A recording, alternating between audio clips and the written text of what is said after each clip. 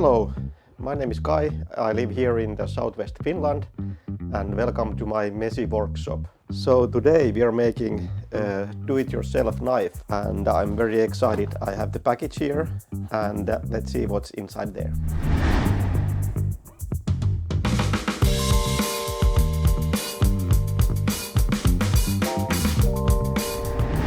So what we have here, we have 3 different items. We have of course the blade, and this is really nice carbon steel. It's 1066 and you can see my fingerprints and everything shines really nicely. And this is 2.7 centimeter thick from here and the length is 134 millimeters. And the hardness is 57/59 and it's a nice piece of steel and it has this rat tail. What else we have here? We have the bolster. It's the matching steel and this comes here and I can see that it's really good match. And then we have this slab of walnut. And with 3 pieces we can make a knife and it's a custom knife. We can do whatever we want to do. So let's put this away for a moment and I can tell you what else you need. You need of course some drill. So we are going to drill a hole in the head of this one so we can put the knife in there. And then we need of course glue. We are going to glue it and I like to have this kind of 5 minutes epoxy glue, that's my favorite. Then when that is dry we need to of course shape the handle, so we are shaping it. There's a multiple different ways how you can do it and you can basically do it with the knife. Just take your knife, so then you have to shape this handle and you need some tools for it. You can do it basically with the one knife and sandpaper, but if you have access to the power tools it's much faster. So I will use maybe a combination of some power tool, maybe this knife, and I really like to have files with 2 different kinds, a little bit rough one and then a nicer one. And then you finish it with the sandpaper. You don't have to have a whole bunch of these. What I usually use is 120 grit and then maybe 200 for the finish, and that's my opinion and I think it's enough for the knife like this. And then you have to finish it some oil, for example Danish oil or linseed oil.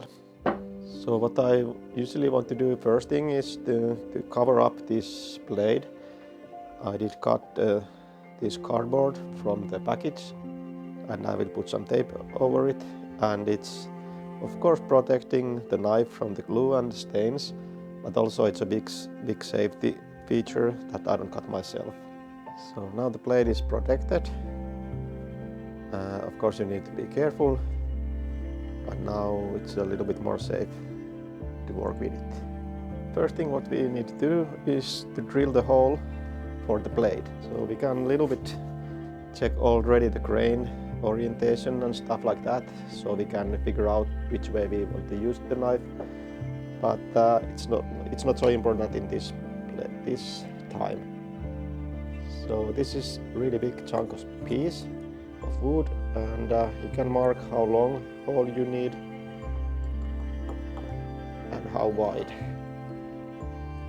I know you can't really see it so well in the video, but now I have the markings there and let's drill some holes.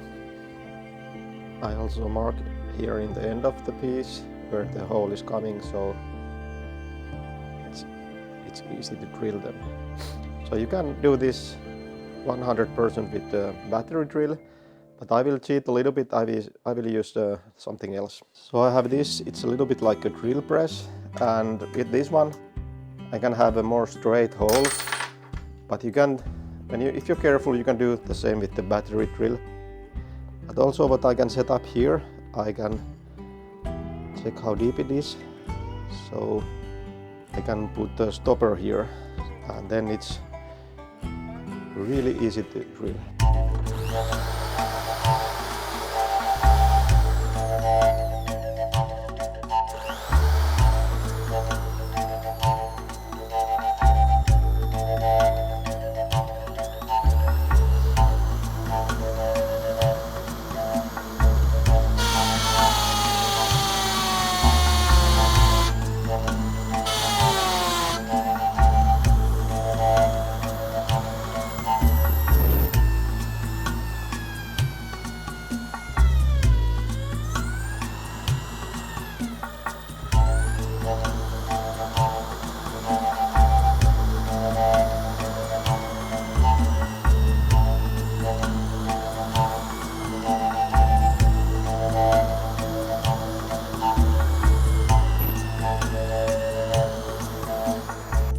So it always includes a lot of hogging to make the hole, but you can do it, just be patient and use a little bit more time.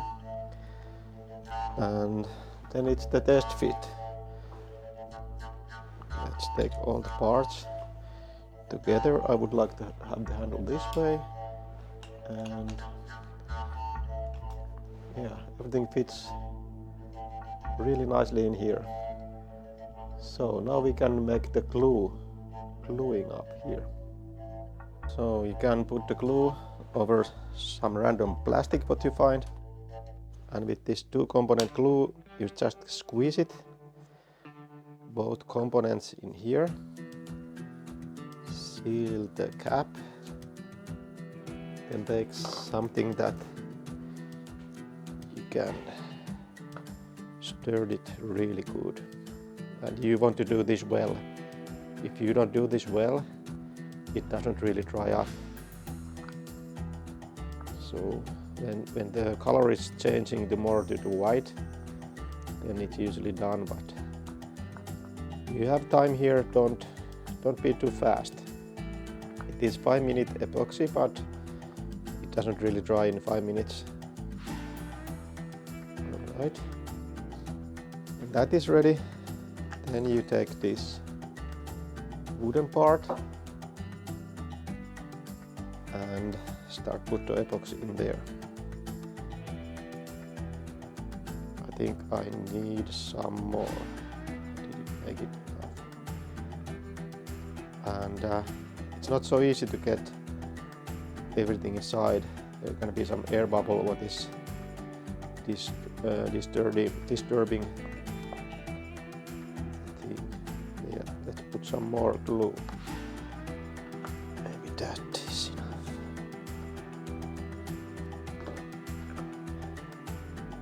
And then stir a bit again. We want to have white. Yes. And bit inside. You want to put a little bit too much here, but not if you don't have enough this, you know it's going to fail the whole knife. And you have the hole is full of glue. It's not going to break so easily, but if you have some air caps there, then maybe you can break your knife and if you're not gentle for it. Also put the glue around here where is the bolster coming. I think we still need a little bit more. Okay, now the hole starts to be full. So it's like too much glue, but the glue is not so expensive, so it's better to be on the safe side.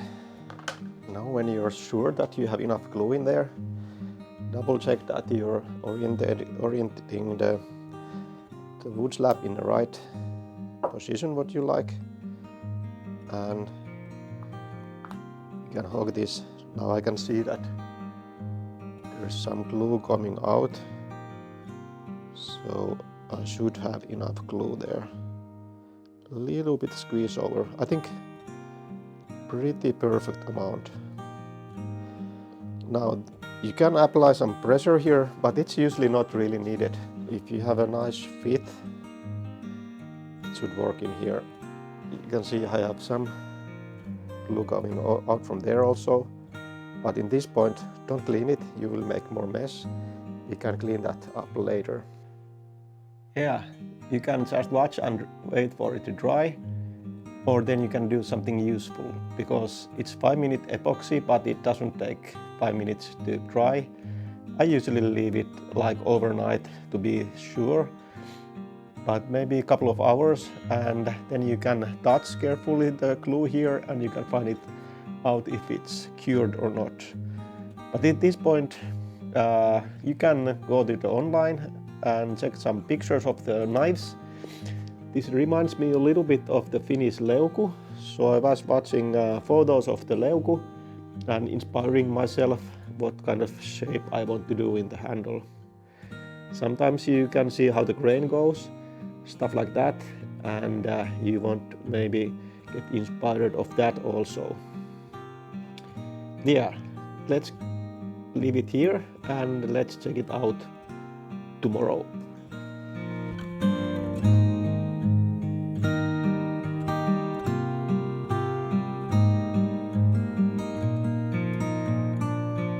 So now when I'm touching it with the finger, it's not tacky anymore, so it's dry. So you can see here a little bit I was drawing, and now first thing is that we have to remove the bulk of the material. So I will take a saw and saw this part away because it's too long for my plans. Alright, now I removed the back part of it, and now I will trace the line and make the side profile of this. Yeah, I see there's not so much stuff to remove, so I will actually use the knife. This is nice carving exercise. When you have a hardwood, it's a little bit more difficult to remove the stuff. If you have some softwood, it's of course easier. So just in the same, when I'm doing this, I also make a little bit round and I will trace the line what I have here.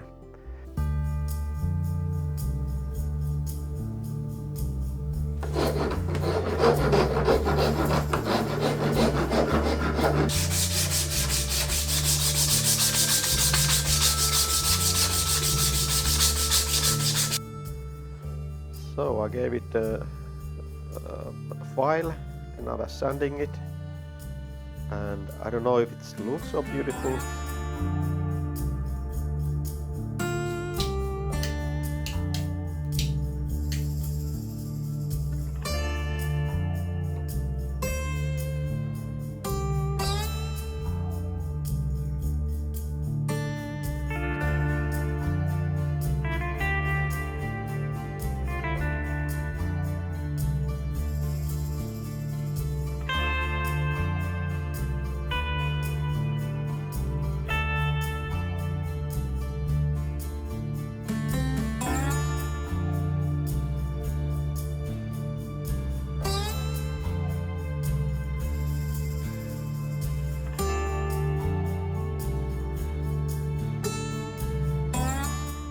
So a little bit feel test. It feels perfect to my hand, of course, because it's handcrafted.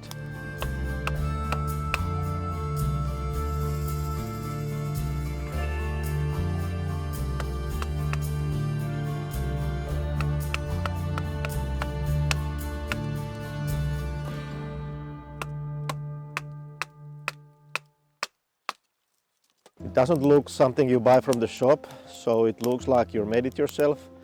And always when you make it yourself, you feel more connected to it. It works really good for batoning the wood, the branches. It goes easily. Carving and making the feather sticks. I think this angle of the blade is perfect for it. I really love it.